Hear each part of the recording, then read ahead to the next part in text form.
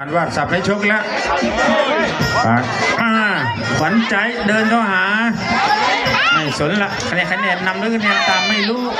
ขวัญใจมวยเขาต้องเดินอยู่นอกโดนแข้งอยู่ในแต่ตีเข่ามวยเขาต้องเดินเข้าหาคำฝังเสียบถ้าไม่ตีแต่งตัวนานไม่ได้กรรมการบานวาดแยกเลยแต่งอันอย่าไปมุมที่มันลื่น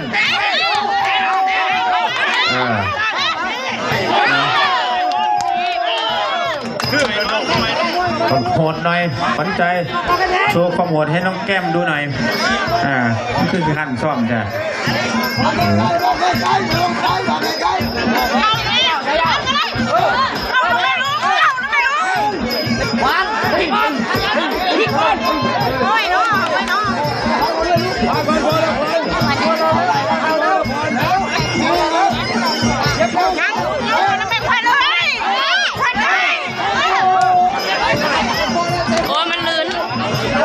ที่4แล้ว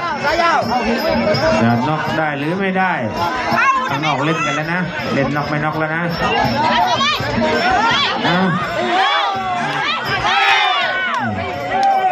ทำมวยมาถูกยุคถูกสมัยเลยน้ำเงินเนี่ยมวยเข่ามวยเดิน